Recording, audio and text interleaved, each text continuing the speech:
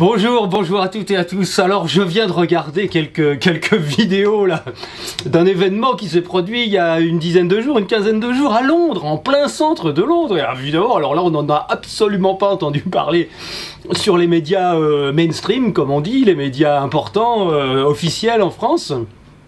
Et pourtant c'était quelque chose d'extrêmement important.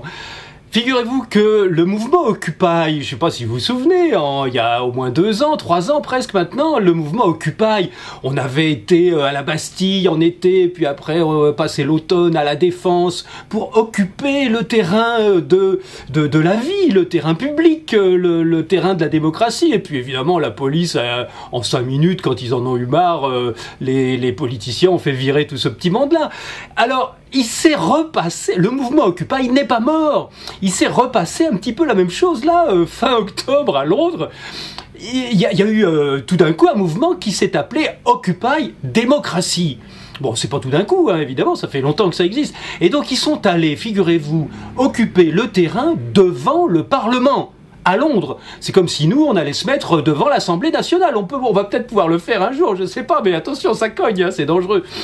Alors, en Angleterre, ça s'est passé d'une façon tout à fait extraordinaire, et je viens de regarder quelques petites vidéos, là, des dialogues, mais hallucinants, mais vraiment surréalistes entre les gens, entre la foule qui voulait s'installer là, passer la nuit là, pour démontrer que l'exercice de la démocratie, on peut le faire où on veut, en particulier devant le Parlement, quand même. Et donc, il y a eu des dialogues, mais hallucinants, entre les gens et la police qui voulait les faire dégager, parce que figurez-vous que c'est interdit de s'installer devant le Parlement à Londres. Eh oui. Et donc les premiers dialogues qui ont eu lieu, c'est ben écoutez monsieur l'agent, on vient ici pour exercer nos droits démocratiques et pour parler justement, pour dialoguer, pour réfléchir à ce qu'on peut faire, peut-être pour qui on va voter, etc. Ah non, répond le flic. Non, ici on n'a pas le droit. Vous avez le droit de faire de la politique, mais pas ici, parce que ici, c'est le Parlement.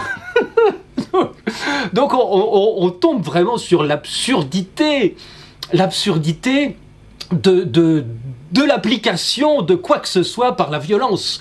Voilà, de toute façon, c'est ça. La loi, c'est une réduction de toutes les situations possibles pour une action, pour un événement possible. C'est la réduction à l'absurde de manière à ce que ce soit le plus compréhensible possible et que ce soit applicable par les forces de l'ordre, par le pouvoir exécutif, qui n'est pas le pouvoir législatif, je vous le rappelle, et qui n'est pas non plus le pouvoir judiciaire.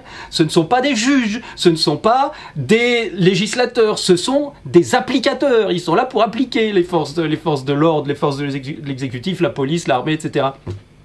Donc voilà l'absurdité. Alors, la deuxième absurdité, c'est qu'il y a un comique qui est très très très connu en Angleterre et dans le monde entier, sauf en France, qui s'appelle Russell Brand, et c'est un jeune type, je sais pas, il doit avoir entre 30 et 40 ans, quoi, les cheveux longs et tout. C'est un genre de gauchiste un peu révolutionnaire. Il a un succès fou, il remplit des salles, il passe à la télévision, etc. Et donc il est venu, voilà, pour soutenir un petit peu les gens qui étaient là en pleine nuit devant le Parlement à se geler. Il leur a amené des pizzas, voilà, un tas d'une dizaine de pizzas à manger pour le soir. Et il se trouve que, comme il voulait dormir là, les gars, ils ont installé des bâches par terre, parce qu'on n'a pas le droit d'installer des tentes.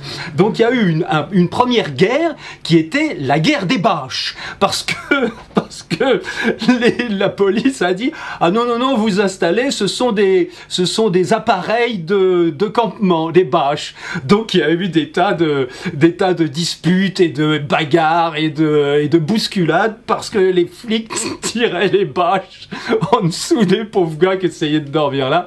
Et puis, mais c'est des gens de partout, hein. Il y a eu des politiciens qui sont venus, etc. Il y a même une dame, une membre du Parlement qui s'est fait arrêter, et puis ensuite qui a été relâchée parce que, ah non, c'est une membre de Parlement, etc. Et donc, il y a eu la guerre des bâches, et il y a eu la guerre des boîte à pizza. Parce que il y a un des Occupy, un des membres d'Occupy qui a dit, bon bah écoutez, moi monsieur l'agent, je n'ai pas de sac de couchage, je n'ai pas de tente, je n'ai pas de bâche, j'ai ce carton à pizza là, est-ce que je peux poser ma tête dessus pour dormir là sur le gazon? Et le flic a dit, bah écoutez, ça dépend, je vais juger selon les circonstances si je vais vous arrêter, vous empêcher de le faire ou pas.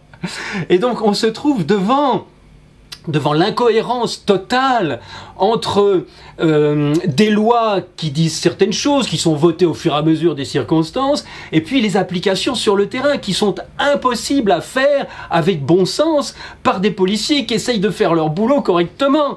Ça devient mais du délire. Et donc finalement le gars, à titre expérimental, s'est couché sur son carton de pizza, et puis le policier n'a pas pu prendre position. Il lui a dit, ça dépend, on va voir tout à l'heure, etc. Il y a eu aussi, enfin je vous passe les détails, mais enfin bref, ça a été jusqu'à dire, on n'a pas le droit de dormir ici, et donc il y a un des membres du mouvement qui s'est allongé par terre et qui a fermé les yeux. Le flic a dit non, là vous dormez. Ah bon, donc si j'ouvre les yeux, je peux rester là. Je ne sais pas, ça va dépendre des circonstances. Donc non, vous n'avez pas le droit de fermer les yeux. Donc c'est devenu vraiment ridicule, quoi. Alors évidemment, on se rend compte que quand ce sont des forces exécutives qui sont chargées d'interpréter la loi, on se retrouve face à des absurdités, face à des non-sens. Et ça, c'est la réduction du dialogue et de la compréhension mutuelle qui est occasionnée par la violence. Parce que, évidemment, on se trouve face à des matraques, hein, quand même, faut pas oublier. Si on obéit aux flics, c'est pas parce que la loi, parce qu'on obéit à la loi, c'est parce que si on n'obéit pas, ils vont nous foutre des coups sur la gueule. La raison, elle est très simple. Si on obéit, ne serait-ce qu'au code de la route, bon, évidemment, c'est pour ne pas avoir d'accident, mais si on s'arrête à un feu rouge alors que le carrefour est complètement désert, c'est parce qu'on a peur qu'il y ait un flic qui vous ait vu et qui vous verbalise. Sinon, bah évidemment, on n'est pas des imbéciles. S'il y a personne à 10 km dans un sens et 10 km dans l'autre, bah on passerait, évidemment. Alors, donc on se conforme à la loi, même quand elle est absurde, même quand il n'y a pas de raison de l'appliquer, quand il n'y a aucun préjudice vis-à-vis de qui que ce soit, on applique la loi quand même parce que on a peur, parce que en dernier ressort, et c'est absolument ça qu'il ne faut jamais oublier, et Dieu sait si on l'oublie facilement, en dernier ressort, si on n'exécute pas les décisions des maîtres qui nous gouvernent et qui ont réussi à faire en sorte qu'on les élise pour avoir de la légitimité, si on n'obéit pas aux ordres de ces maîtres-là, on sait très bien qu'on va avoir des ennuis. Et on sait très bien que si on essaye d'insister, on va se prendre des coups sur la gueule. Et que si on résiste encore plus, on va se retrouver dans une cage pour quelques jours, quelques mois ou quelques années. Dans une cage avec un petit peu à manger par jour et interdiction de faire quoi que ce soit. Donc, il y a toujours en sous-jacent cette menace de la violence physique. Et c'est là-dessus qu'il faut qu'on réfléchisse, je crois, très profondément. Parce que là, je pense qu'on va vers des conflits de plus en plus graves. Parce que, bon, tout le monde se rend bien compte que l'État, les politiciens n'ont plus aucune notion réelle de ce qui se passe vraiment dans la population. Les politiciens exécutent ce que le grand capital, disons les grandes entreprises, les multinationales, le monde de la finance leur demandent d'exécuter. Donc voilà, tout le monde se rend compte, enfin toute la population, en tout cas tout le bas de la population, les 99%, se rendent bien compte qu'il y a des problèmes qui ne sont absolument pas réglés par le pouvoir et encore moins par la violence physique. Et pourtant, quand on va dans la rue, on se heurte à cette violence physique-là. Et il y a de gros débats J'ai assisté à un de ces débats en direct, là, il y a quelques jours, à la ferme des Bouillons, à Rouen, où j'étais allé faire une conférence sur la monnaie. Il y a des gens qui disent « il faut exercer la violence contre la violence. Nous devons montrer au pouvoir de la violence que nous aussi, nous sommes prêts à balancer des cailloux, à nous battre physiquement contre les forces de l'ordre. » Et en face de ces gens-là, il y a d'autres gens qui disent « ça ne tient pas debout. On ne peut pas combattre des gens qui ont l'expérience, l'entraînement, les armes, les protections extrêmement puissantes et de centaines d'années de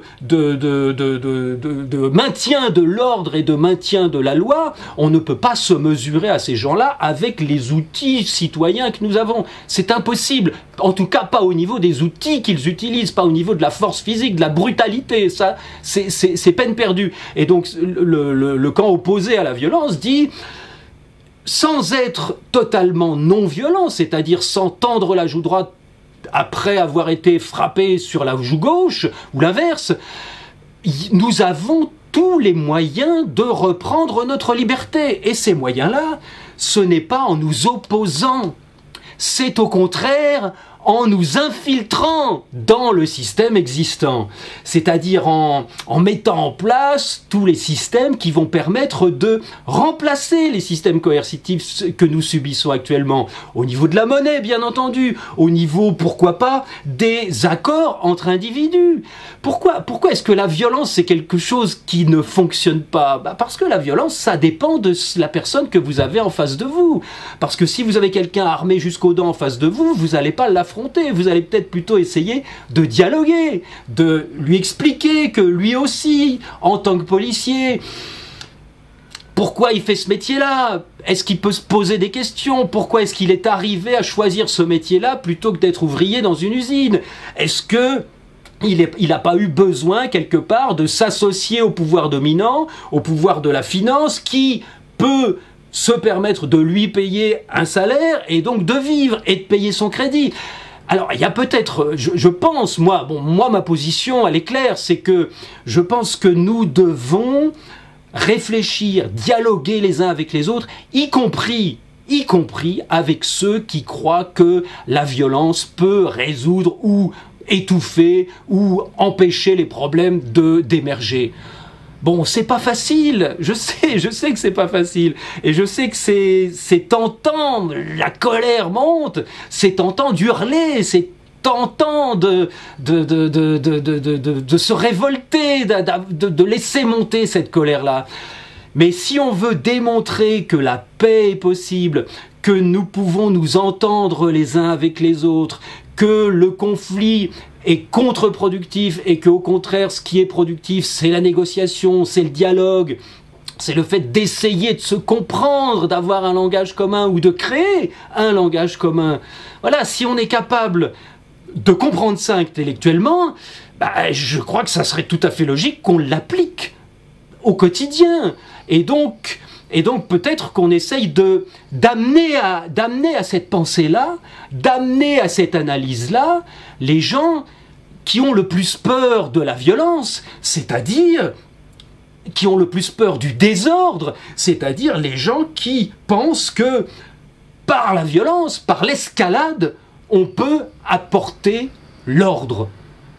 Et peut-être que ces gens-là, on peut leur montrer, leur expliquer avec compréhension qu'ils se trompent, que ça marche pas très bien, de dire arrêtez de faire ça ou je vous tape sur la gueule. Peut-être qu'il y a mieux à faire pour que chacun comprenne à long terme que ce n'est pas la meilleure solution. Alors c'est de ça qu'on va parler dans les prochains mini-shows, on va beaucoup parler de ça, et on va parler de l'effet de la violence, de la contrainte, de la force physique sur les comportements, sur l'éducation des enfants. Alors là, on n'a pas fini d'en parler.